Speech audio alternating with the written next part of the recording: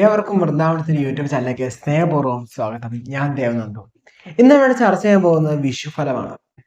അപ്പം മേടം മുതൽ മീനം വരെയുള്ള ഓരോ രാശിക്കാർക്കും എന്ത് ഫലമാണ് അനുഭവത്തിൽ വരിക, ഗുണമാണോ ദോഷമാണോ എന്നൊക്കെയാണ് നമ്മൾ ചർച്ച ചെയ്യാൻ പോകുന്നത്. അപ്പം മേടരാശിയിലാണ് ഇപ്പൊ വ്യാഴത്തിന്റെ സ്ഥിതി അല്ലേ. മെയ് 1 ശേഷം അത് എങ്ങോട്ടാവും? ഇടവൻ രാശിയിലേക്കാവും. അതുപോലെ തന്നെ ശനി എന്ന് പറയുന്നത് കുംഭൻ രാശിയിലാണ് സഞ്ചരിക്കുന്നത്.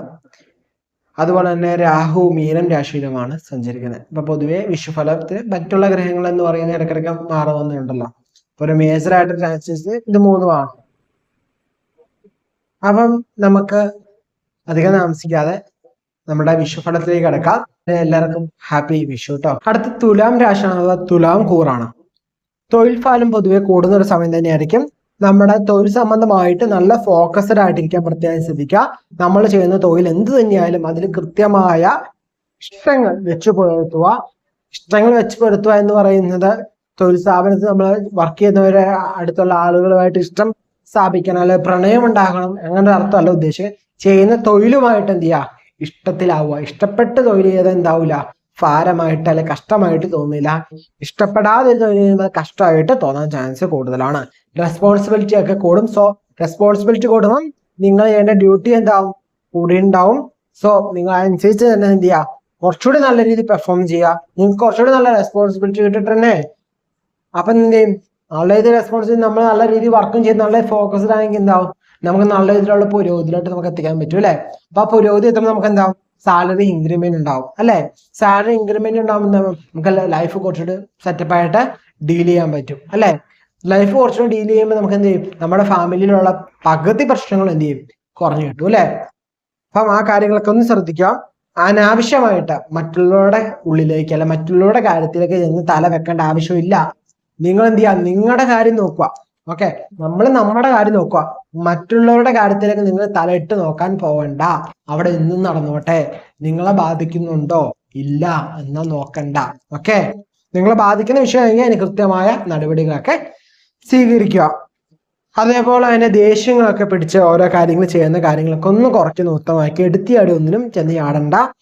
അതേപോലെ തന്നെ മറ്റുള്ളവരെ ഒന്നും കണ്ണും പൂട്ടി എന്ത് ചെയ്യണ്ട, വിശ്വസിക്കാനും നിൽക്കണ്ട, കുറ്റപ്പെടുത്താനും നിൽക്കണ്ട. യാത്രകളൊക്കെ ചെയ്യുന്നത് ശ്രദ്ധിക്കുന്ന ഉത്തമമാണ്. തടസ്സങ്ങളൊക്കെ ഒന്ന് കുറഞ്ഞു വരും ജീവിതത്തില്. മുതിർന്ന ആളുകൾ പറയുന്ന കാര്യങ്ങളൊക്കെ ഒന്ന് കേൾക്കുന്ന ഉത്തമമായിട്ടുള്ള. ഇന്നോടത്ത് മുതിർന്നവർ എന്ത് പൊട്ടത്തരം പറഞ്ഞാലും പോയി നിങ്ങൾ ചെയ്യണമെന്നല്ല, നിങ്ങൾ കേട്ടു നോക്കുക. നിങ്ങളുടെ ബുദ്ധിയും ബോധവും യുക്തിയൊക്കെ എന്ത് ചെയ്യുക, തീരുമാനിച്ച് ഓരോ കാര്യങ്ങൾ ചെയ്യാം. ഓക്കെ, എന്നുവെച്ചാൽ മുതിർന്നവർ പറയുന്നത് എന്താണ് കേൾക്കാനെങ്കിലും ഒരു മനസ്സിൽ വെക്കുക. ചിലപ്പോൾ നല്ലത് പറഞ്ഞാലോ, എപ്പോഴും അവർ മോശം തന്നെയായിരിക്കും പറഞ്ഞേ, അല്ലെ അവര് പണ്ടത്തെ കാര്യത്തിലുള്ള കാര്യങ്ങളൊക്കെ ആയിരിക്കും നിങ്ങളോട് പറയണേ. നിങ്ങൾക്ക് അത് ഒരിക്കലും അപ്സെറ്റ് ചെയ്യാൻ പറ്റില്ല. ബട്ട് അവർ പറയുന്നത് കേൾക്കുക, അവരുടെ മനസ്സിനൊരു സന്തോഷം ഉണ്ടാവും. ഞാൻ പറഞ്ഞിട്ട് എന്റെ മകനല്ല കൊച്ചുമകൻ അല്ലെങ്കിൽ പ്രായം കുറഞ്ഞ ആരെങ്കിലും കേട്ടല്ലോ എന്നൊരു സമാധാനം അവരുടെ ഉള്ളിൽ ഉണ്ടാവും. നിങ്ങൾക്ക് കേട്ട എന്തെങ്കിലും ഒരു, ഇപ്പം നമ്മൾ പറയുമെങ്കിൽ സലീംകുമാർ ഒരു സിനിമയ്ക്കകത്ത് പ്രാന്താശുപത്രിക്കകത്ത് ഇത് പറയുമ്പം ബിരിയാണി കൊടുക്കുന്നുണ്ടെന്ന് പൊട്ടന്മാരവർ പോയി നീ കൊട്ടണ ബിരിയാണി കിട്ടിയാലോ. അതേപോലെ തന്നെ എന്താണ്, നമ്മൾ അതൊന്ന് കേട്ട് നോക്ക്, നമുക്ക് ചിലപ്പോൾ നല്ലത് കിട്ടിയാലോ. സോ എന്ത് ചെയ്യാ, നിങ്ങൾ അതൊന്ന് ശ്രദ്ധിക്കുക. മുതിർന്നവർ പറയുന്ന കാര്യങ്ങളൊക്കെ ഒന്ന് ശ്രദ്ധ കൊടുത്ത് നിങ്ങൾക്ക് ആവശ്യമെങ്കിൽ സ്വീകരിക്കാം, ആവശ്യമില്ലെങ്കിൽ എന്ത് ചെയ്യാ, തള്ളിക്കളഞ്ഞേക്കുക. അതുപോലെ തന്നെ റിലേറ്റീവ്സിനായിട്ടുള്ള കാര്യങ്ങളിലൊന്ന് ശ്രദ്ധിക്കുന്നത് ഉത്തമമായിരിക്കും. അവരെ ഒത്തിരി നമ്മളങ്ങ് അടുപ്പിക്കാൻ നിൽക്കണ്ട. എന്നോർത്ത് നാളെ തൊട്ട് റിലേറ്റീവ് വരുമ്പോ എസ് ദേവനന്ദു അല്ലെങ്കിൽ എസ് നന്ദ ആസ്ട്രോളജി അല്ലെങ്കിൽ യൂട്യൂബ് ചാനൽ കണ്ടു റിലേറ്റീവ്സിനെ അങ്ങ് അടുപ്പിക്കണ്ടെന്ന് പറഞ്ഞു, നാളെ തൊട്ട് ഈ പടിയിലോട്ട് റിലേറ്റീവ്സിന് കയറാൻ പറ്റില്ല, അങ്ങനെയൊന്നും പറയാനുള്ള ഉദ്ദേശം. നിങ്ങൾ ശ്രദ്ധിച്ചിരിക്കുക. നിങ്ങൾക്ക് എങ്ങനെയെങ്കിലുമൊക്കെ ഒരു ചതി വരാൻ ചാൻസ് ഉണ്ട്. സോ അത് ഏത് ഭാഗത്തു നിന്ന് വരുന്നു പറയാൻ പറ്റില്ല. സോ നിങ്ങളെല്ലാവരും ഒന്ന് ശ്രദ്ധിക്കുക. ഓക്കെ, ഇന്നത്തെ ഓവറായിട്ട് ടെൻഷൻ അടിക്കാനോ നിങ്ങൾ ഓവറായിട്ട് ഭയങ്കര ടേക്ക് കെയർ ചെയ്യാനോ ഒന്നല്ല പറയണേ. ഓക്കെ, നിങ്ങൾ ശ്രദ്ധിച്ചിരിക്കുക. ശ്രദ്ധിച്ച എന്ത് ചെയ്യും, നമുക്ക് വരുന്ന അപകടത്തെ കുറയ്ക്കാൻ പറ്റൂലേ. ഒരു വാഹനാപകടം ഉണ്ടാവും, അല്ലെങ്കിൽ വാഹനം ഓടിച്ചു നിങ്ങൾക്ക് പോകുമ്പോൾ തന്നെ അറിയാൻ എതിരെയാണ് നമ്മുടെ വണ്ടിയിലെ ബ്രേക്ക് പോയി, ബ്രേക്ക് അപ്പൊ എവിടെയെങ്കിലും പോയി നെട്ടിക്കും. അപ്പൊ നിങ്ങൾക്ക് എന്ത് ചെയ്യാൻ പറ്റും, നിങ്ങളത് മാക്സിമം എന്താണ്, ബ്രേക്ക് എവിടെ കിട്ടൂല, ഹാൻഡ് ബ്രേക്ക് ഒട്ടിരിക്കുന്ന വണ്ടി മറിയും. എവിടെയും കൊണ്ട് ഇടിച്ചെടുത്താൻ അയച്ചു കഴിഞ്ഞാൽ വണ്ടിയുടെ കപ്പാസിറ്റി നമുക്ക് അത്ര പിടുത്തില്ല.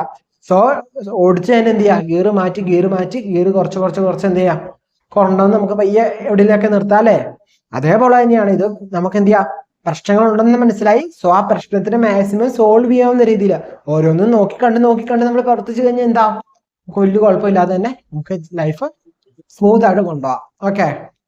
അതേപോലെ തന്നെ നമുക്ക് പറയാമെങ്കിൽ പഠനത്തിന് വിദ്യാർത്ഥികളുടെ കാര്യത്തിലേക്ക് മടിയൊക്കെ ഉള്ളവർ ഒന്ന് മടി കുറയ്ക്കാൻ ശ്രമിക്കുക. അയ്യോ ഞാൻ മടിയനാണ് എന്നല്ല പറഞ്ഞത്, മടി നല്ലതാണ്. മടി നിങ്ങൾക്ക് നല്ലതാണ്. ഓക്കെ. മടിയനായിരിക്കുന്നതുകൊണ്ട് വളരെയധികം ഗുണങ്ങളുണ്ട്. സോ മടിയന്മാർ ഓരോ കാര്യങ്ങൾ ചെയ്യുമ്പോൾ ഏറ്റവും സിമ്പിൾസ്റ്റ് ഫോം കണ്ടിരിക്കും അല്ലേ? ഏറ്റവും സിമ്പിൾസ്റ്റ് ഫോം കണ്ടിരിക്കും. ബട്ട് ആ മടി നിങ്ങൾക്ക് പഠനത്തിന് നല്ലതിന് വേണ്ടി ഉപയോഗിക്കാം. ചീത്തയിലോട്ട് പോകല്. മടി കാരണം നിങ്ങളുടെ പഠനം മുടങ്ങി പോകാനും പാടില്ല. സോ അതൊന്ന് ശ്രദ്ധിക്കുക. മാതാപിതാക്കൾ ആ കാര്യങ്ങളൊന്നും ശ്രദ്ധിക്കുന്നത് ഉത്തമമായിരിക്കും കേട്ടോ. അതുപോലെ തന്നെ വിദ്യാർത്ഥികളെ ഹോസ്റ്റലിൽ നിർത്തി പഠിപ്പിക്കുന്ന മാതാപിതാക്കളൊക്കെ ഉണ്ടാവുമല്ലോ. അപ്പം തുലാം രാശി ജനിച്ച വിദ്യാർത്ഥികൾ ഹോസ്റ്റലിൽ പോയി നിൽക്കുന്നുണ്ടെങ്കിൽ ഒന്ന് ലൈഫ് ശ്രദ്ധിക്കുക. അവരുടെ കൂട്ടുകെട്ടുകൾ ഒന്ന് ശ്രദ്ധിക്കുക. അവർ പോയി വരുന്നതൊക്കെ ഒന്ന് ശ്രദ്ധിക്കുന്ന ഉത്തമമായിരിക്കും. അവരുടെ മേലിൽ കുറച്ച് കൺട്രോൾ വെക്കുന്ന ഉത്തമമാണ് കേട്ടോ. ഇന്നടുത്ത് ഹോസ്റ്റലിൽ പോയി നിൽക്കുന്ന വിദ്യാർത്ഥി, തുലാം രാശിയിലുള്ള വിദ്യാർത്ഥികളെല്ലാം കൂടി ഒന്ന് കമന്റ് ചെയ്തിട്ടുണ്ട്, ഞങ്ങളുടെ ലൈഫ് പോകും, അല്ലെങ്കിൽ ഞങ്ങളുടെ ലൈഫ് ഇങ്ങനെ നോക്കണം, ഞങ്ങളുടെ ലൈഫ് ഞങ്ങളെ ജീവിച്ചോളാം, നിങ്ങളുടെ ലൈഫ് നിങ്ങൾ ഇഷ്ടമുള്ള ജീവിച്ചോ. ബട്ട് നമ്മൾ ഇത്ര നാൾ വളർത്തിയത് നമ്മുടെ മാതാപിതാക്കളാണല്ലോ. സോ അവർക്കും ചില ആഗ്രഹങ്ങളൊക്കെ ഉണ്ടാവും. സോ അതിനെ പൂർണ്ണമായിട്ട് കണ്ണടിച്ച് അവർ ജീവിച്ചത് നിങ്ങൾക്ക് വേണ്ടിയാണ്. സോ അതിന്റെ ഒരു റെസ്പെക്ട് അവർക്ക് കൊടുക്കണം അല്ലേ? വേണ്ടേ? സോ ആ കാര്യങ്ങളൊക്കെ ഒന്ന് ശ്രദ്ധിക്കുന്ന ഉത്തമമായിരിക്കും കേട്ടോ. ഇതിനൊക്കെ ഒന്ന് ശ്രദ്ധിച്ചാൽ തുലാം രാശികളുടെ ഓക്കെ ലൈഫ്. ഇത്രയാണ് മേടം മുതൽ മീനം വരെയുള്ള ഓരോ രാശിക്കാരുടെ ഫലം എന്ന് പറയുക. നിങ്ങൾക്ക് മനസ്സിലായി എന്ന് വിചാരിക്കുന്നു. എന്തെങ്കിലും സംശയങ്ങളുണ്ടെങ്കിൽ താഴെ കമന്റ് ചെയ്തോ, നമ്മുടെ വാട്സപ്പിലോ ചോദിക്കാവുന്നതാണ്. നിങ്ങളുടെ വിലയായ അഭിപ്രായങ്ങൾ താഴെ കമന്റ് ചെയ്യാൻ മറക്കരുത്. നമ്മുടെ ചാനൽ ഇതുവരെ സബ്സ്ക്രൈബ് ചെയ്യാതെ ആരെങ്കിലും വീഡിയോ കാണുന്നത് സബ്സ്ക്രൈബ് ചെയ്ത് സപ്പോർട്ട് ചെയ്യണം കേട്ടോ.